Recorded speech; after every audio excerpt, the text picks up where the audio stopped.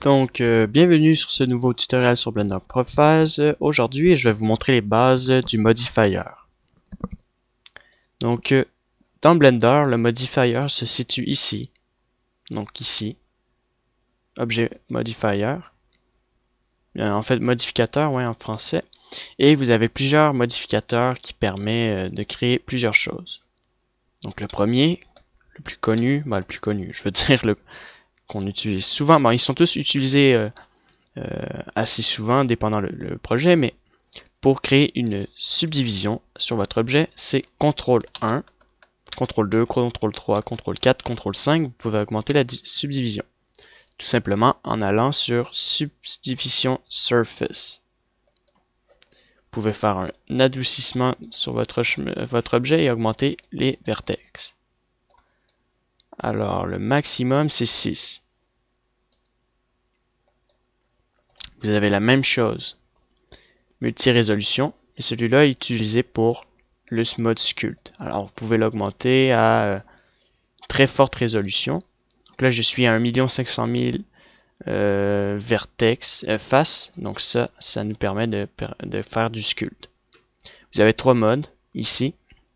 Alors, ça permet de prévisualiser le mode pour le sculpt dans le mode 3D et dans le rendu.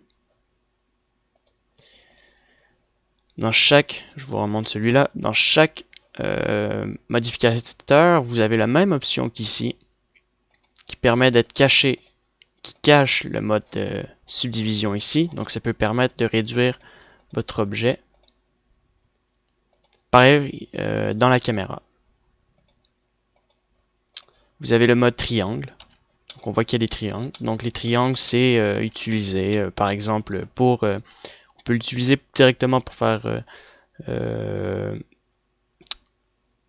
comme par exemple, on peut l'utiliser dans le jeu, qui permet de réduire les triangles en utilisant par exemple le Decimate, qui est ici, qui permet de réduire nos triangles de notre objet.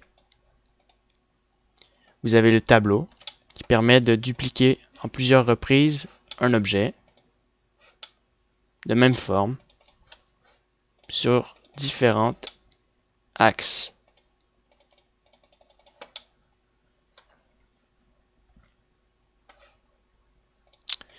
Vous avez plusieurs choses encore comme le biseau. Alors, le biseau, c'est comme une sorte de bevel, une option qu'on peut retrouver lorsqu'on fait W, donc bevel. Donc on peut augmenter la largeur, comme ceci. Donc juste supprimer mon cube et resélectionner le biseau. Voilà. On peut augmenter les segments, comme ceci. En angle, en poids, groupe. Alors on peut faire ça avec plusieurs options. Boolean, il permet de couper des objets. Donc si on a un cercle, on peut le couper en plein milieu pour avoir un trou. Division d'arête. Alors ça permet, par exemple, je vais supprimer mon objet, ajouter une sphère. On ajoute le division d'arête et on fait un smooth. Je crois pas qu'on va le voir, mais c'est plutôt utilisé pour, par exemple, sur ça, si on fait un smooth et on rajoute le division d'arête, ça l'adoucit en fait vos arêtes, tout simplement. Masque. Alors, ça permet de créer un masque dans vos vertex. Donc, si vous sélectionnez votre armature ou des vertex, alors il est écrit groupe vertex. Donc ça, vous pouvez cacher en fait des parties de votre objet.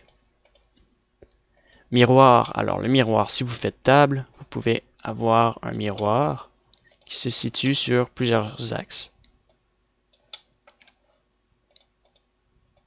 Vous pouvez même coller les miroirs avec le troncature. Pour remettre votre objet dans le milieu, vous faites Origin to Geometry. Origin to 3D Cursor. Attendez. Origin to vers le 3D. Origin to Geometry. Et vous faites Shift S vers Cursor to Select. Voilà. vous pouvez faire un remesh. Alors le remesh, il sert à adoucir.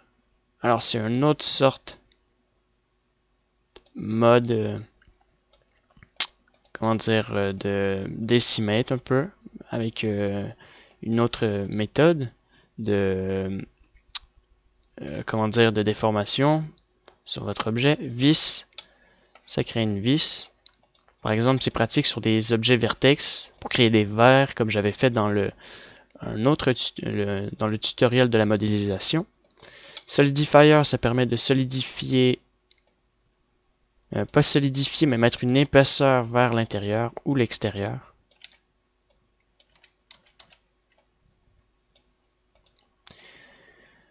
Po.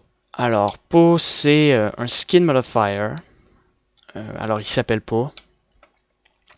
Po permet de créer, on peut créer des personnages à partir de Po, des branches d'arbres. Très pratique lorsque vous avez simplement une vertex. Donc, ce que j'appelle une vertex, c'est ça. Et par exemple, si on le subdivise et on l'extrude, vous avez... alors là, ça n'a pas fonctionné. C'est bizarre, peut-être parce que... Peu importe, mais bon, on peut créer plusieurs choses avec ce mode-ci. Super, comme je vous dis, pratique. Donc on peut mettre un lissage de branches, par exemple, ombre dux, et ajouter une armature.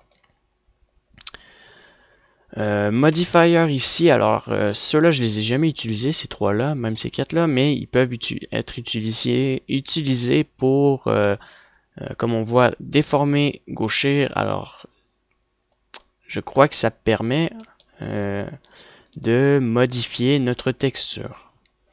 Donc, par exemple, si vous avez une texture, je sais pas moi, une texture d'un bras et vous pouvez modifier la texture pour essayer, avec un relief par exemple, de faire comme si vous avez un truc qui est sous votre peau qui bouge. Bon, petit exemple, mais il faudrait que je teste. Alors vous avez d'autres options ici, poids de vertex d'après proximité. Alors je vois pas, je peux pas trop vous dire, j'ai jamais utilisé. Vous avez les armatures. Alors armature sur votre objet, c'est pas très nécessaire, c'est plutôt nécessaire lorsque vous avez un os.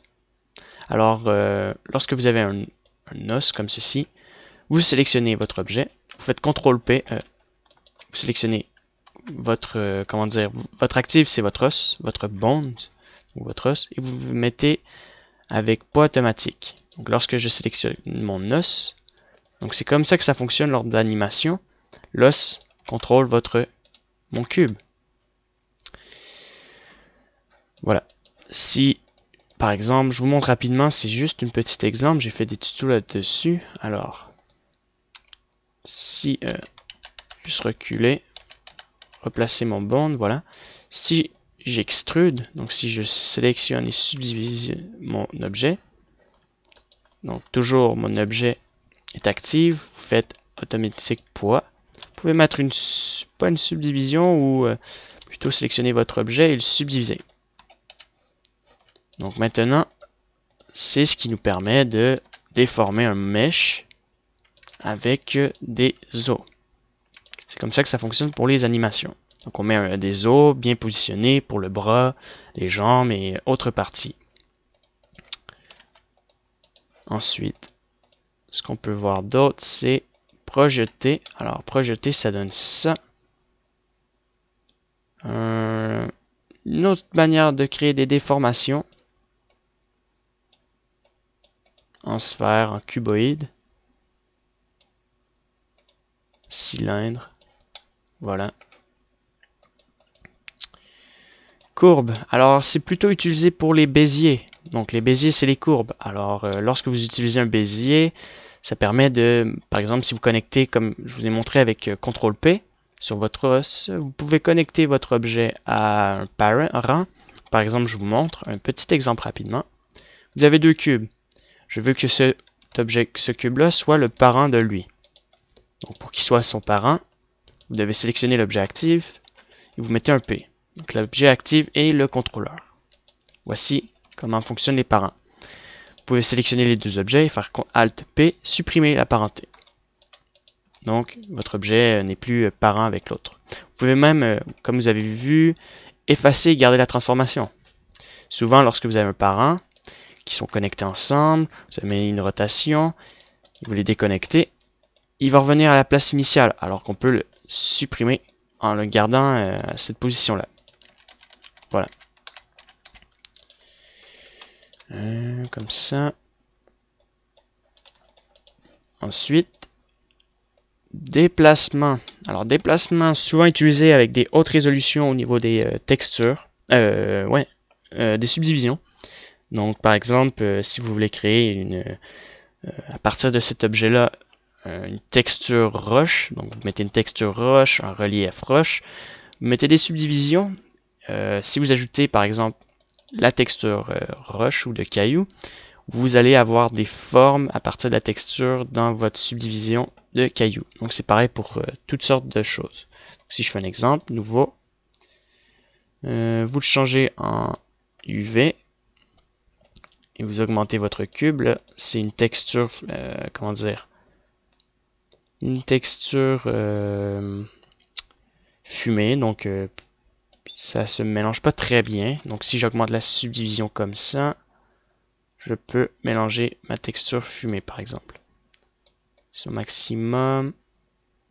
Alors ça se mélange un peu, mais c'est pas super. À 4 par exemple. Donc on voit qu'il y a un peu de displacement. Donc ça se modifie ici, dans votre texture. Le hook. Alors le hook il sert à quoi déjà? Le hook, si je m'en rappelle bien, il permet de contrôler un autre objet, comme le parent. C'est juste le hook est contrôleur d'un autre objet, mais il peut être utilisé lors... il peut être contrôleur, par exemple, d'un shape key, donc, ou d'un objet, ou plusieurs trucs. Donc, par exemple, si lui, on va faire le test. Donc, hook. Mon objet, c'est ma lampe. Alors, le hoop, je crois que... attendez, on va changer caméra. Alors, je crois... Je me rappelle plus, mais je sais qu'il permet de créer une force. Alors, le hook est simplement contrôlé... je me rappelle plus, franchement, à quoi il sert. Je sais qu'il peut être contrôleur des objets. Adoucissement du laspien. Alors ça l'adoucit. Notre truc différent. Vous pouvez répéter plusieurs fois notre truc et mettre ce truc là comme ça. Ça ressemble un peu au comme on a vu tout à l'heure au projeté, je crois. Ouais. En fait, ça se ressemble un peu, c'est juste qu'ils ont des options différentes pour créer d'autres choses. Lattice. Lattice. Alors, je vais dupliquer ce cube-là. Je vais l'agrandir. Je vais fermer ça. Je vais d'accord. Donc, on va sélectionner ce premier cube. Et on va mettre appliquer. Alors, si j'applique... Ah oui. Donc, il faut sélectionner deux objets. Et vous appliquez, en fait, le lattice. Donc, pour que ça fonctionne, alors il faut l'appliquer. Je vois pas pourquoi il veut pas s'appliquer. Skipping apply. Alors, il était désactivé, donc je vais recommencer. Donc, le lattice, en fait, c'est un autre truc. Donc, ça, c'est les déformeurs et les générés. Donc, lattice. Appliquer. Je sais pas pourquoi il veut pas marcher. Alors, c'est comme une toile d'araignée, en fait. Donc, lorsqu'ils sont connectés, là, ça ne fonctionne pas. On peut, par exemple, bouger cette partie-là et la partie de mon objet à l'intérieur va suivre, en fait. Donc, je ne veux pas me mélanger avec le mesh déformeur puisque c'est un peu le même principe. Alors, si je sélectionne ça, alors lui, alors c'est lequel qui est contrôleur? Attendez. Ça, c'est cube. Alors, je vous montre, on a le cube ici et ça, c'est cube 1. Donc, ça, on va prendre le même truc, Mesh Deformer, lui on va l'enlever. Et on va sélectionner Cube 1. Et on va les lier. Ah, je me suis trompé en fait. Donc lui, il permet de, vous allez voir, il y a plusieurs vertex, donc ça calcule. Vous allez comprendre de quoi je parle. En fait, ça permet de connecter. Super pratique lorsque vous faites une modélisation d'un personnage et que vous créez ça autour d'un personnage avec très peu de vertex comme j'ai fait. Donc là, ça bug. Allez, peut-être que Blender va y arriver. Donc ça bug à quoi? Ah, voilà, ça fonctionne. Donc, lui, il est connecteur. Donc, si je déplace ça, ma partie à l'intérieur va suivre, en fait. Tout simplement, en fait. C'est ce que je voulais vous montrer. Contract et enveloppeur. Alors, lui, c'est un autre truc du même principe. J'imagine jamais utilisé non plus. À tester, j'avais vu des images, comment ça fonctionnait, mais c'est il y a longtemps. On va aller sur le déformeur simple. Alors, il déforme notre objet. Adoucir. Alors, c'est un autre truc qui adoucit notre objet. Et on peut le répéter à plusieurs reprises. Donc, voilà un peu à quoi ressemble un displacement. Ça ressemble un peu à ça. Et déformeur gaucher. Alors, je vois que notre texture peut déformer ça. Donc, je ne l'ai jamais utilisé. Ça doit être un truc qui déforme. Hein, c'est des déformeurs. Et ça, c'est une vague.